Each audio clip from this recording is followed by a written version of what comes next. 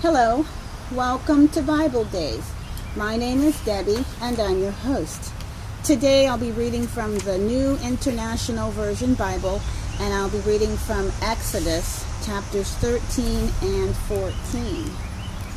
Chapter 13.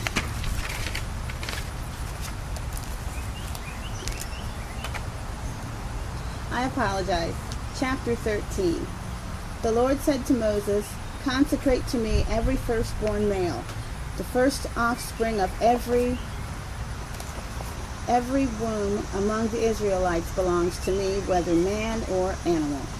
Then Moses said to the people, "Commemorate this day, the day you came out of Egypt, out of the land of slavery, because the Lord brought you out of it with a mighty hand. Eat nothing containing yeast. Today, in the month of Abib, you are leaving. When the Lord brings you into the land of the Canaanites, Hittites, Amorites, Hivites, and Jebusites, the land he swore to your forefathers to give you, a land flowing with milk and honey, you are to observe this ceremony in this month. For 7 days, eat bread made without yeast, and on the 7th day, hold a festival to the Lord. Eat unleavened bread during those 7 days. Nothing with yeast in it is to be seen among you, nor shall any yeast be seen anywhere within your borders. On that day, tell your son, I do this because of what the Lord did for me when I came out of Egypt. This observance will be for you like a sign on your hand and a reminder on your forehead that the law of the Lord is to be on your lips. For the Lord brought you out of Egypt with his mighty hand. You must keep this ordinance at the appointed time every year. After the Lord brings you into the land of the Canaanites and gives it to you, as he promised on oath to you and your forefathers, you are to give over to the Lord the first offspring of every womb. All the firstborn males of your livestock belong to the Lord. Redeem with the lamb every firstborn donkey, but if you do not redeem it, break its neck. Redeem every firstborn among your sons. In days to come, when your son asks you, what does this mean? Say to him, with a mighty hand the Lord brought us out of Egypt, out of the land of slavery. When Pharaoh stubbornly refused to let us go, the Lord killed every firstborn in Egypt, both man and animal. This is why I sacrifice to the Lord the first male offspring of every womb and redeem each of my firstborn sons. And it will be like a sign on your hand and a symbol on your forehead that the Lord brought us out of Egypt with his mighty hand." When Pharaoh let the people go, God did not leave them on the road through the Philistine country, though that was shorter. For God said, if they face war, they might change their minds and return to Egypt. So God led the people around by the desert road toward the Red Sea. The Israelites went up out of Egypt armed for battle. Moses took the bones of Joseph with him because Joseph had made the sons of Israel swear an oath. He had said, God will surely come to your aid, and then you must carry my bones up with you from this place. After leaving Succoth, they camped at Etham on the edge of the desert. By day, the Lord went ahead of them in a pillar of cloud to guide them on their way, and by night in a pillar of fire to give them light so that they could travel by day or night. Neither the pillar of the cloud by day nor the pillar of fire by night left its place in front of the people. Chapter 14. Then the Lord said to Moses, tell the Israelites to turn back and encamp near Pi-Hahiroth, between Migdol and the sea. They are to encamp by the sea, directly opposite of Baal-Zephon. Pharaoh will think Israelites are wandering around the land in confusion, hemmed in by the desert, and I will harden Pharaoh's heart and he will pursue them. But I will gain glory for myself through Pharaoh and all his army, and the Egyptians will know that I am the Lord. So the Israelites did this. When the king of Egypt was told that the people had fled, Pharaoh and his officials Verse 5. When the king of Egypt was told that the people had fled, Pharaoh and his officials changed their minds about them and said, "What have we done? We have let the Israelites go and have lost their services." So he had his chariot made ready and took his army with him. He took 600 of the best chariots along with all the other chariots of Egypt, with officers over all of them.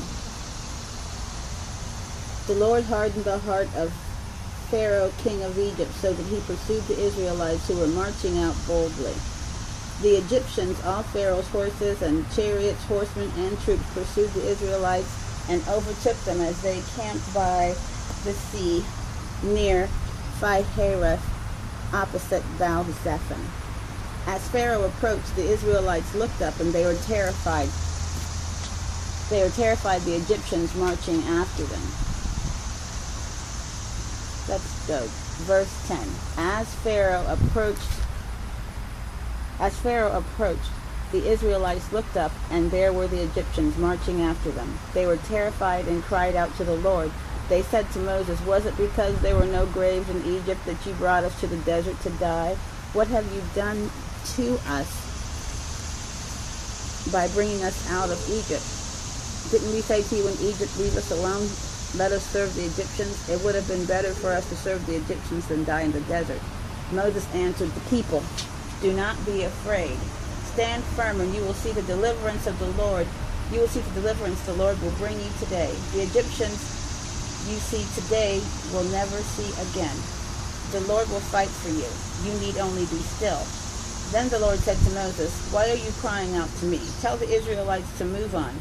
Raise your staff and stretch out your hand over the sea to divide the water so that the Israelites can go through the sea on dry ground. I will harden the hearts of the Egyptians so that they will go in after them. And I will gain glory through Pharaoh and all his army, through his chariots and his horsemen. The Egyptians will know that I am the Lord when I gain glory through Pharaoh, his chariots, and his horsemen." Then the angel of the Lord, who had been traveling in front of Israel's army, withdrew and went behind them. The pillar of cloud also moved from in front of them and stood behind them. Let's try that again. Verse 19. Then the angel of God, who had been traveling in front of Israel's army, withdrew and went behind them. The pillar of cloud also moved from in front and stood behind them, coming between the armies of Egypt and Israel. Throughout the night, the clouds brought darkness to one side and light to the other, so neither went near the other all night long.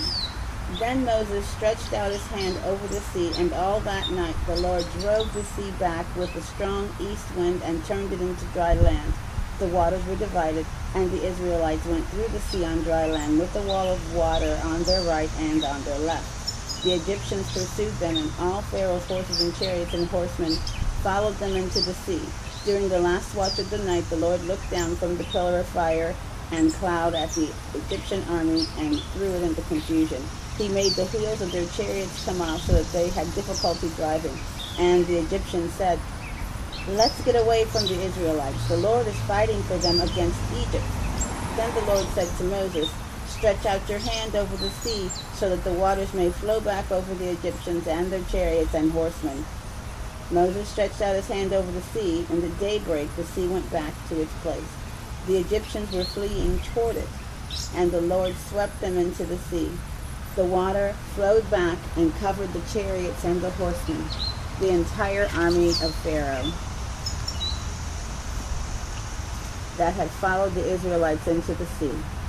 Not one of them survived.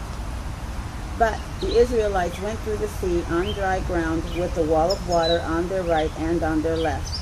That day the Lord saved Israel from the hands of the Egyptians, and Israel saw the Egyptians lying dead on the shore. And when the Israelites saw the great power the Lord displayed against the Egyptians, the people feared the Lord and put their trust in him and in Moses, his servant. I read from the New International Version Bible. I read Exodus, and I read chapters 13 and 14. Thank you so much for joining me for Bible Days. My name is Debbie, and I'm your host. Until next time, may God bless you.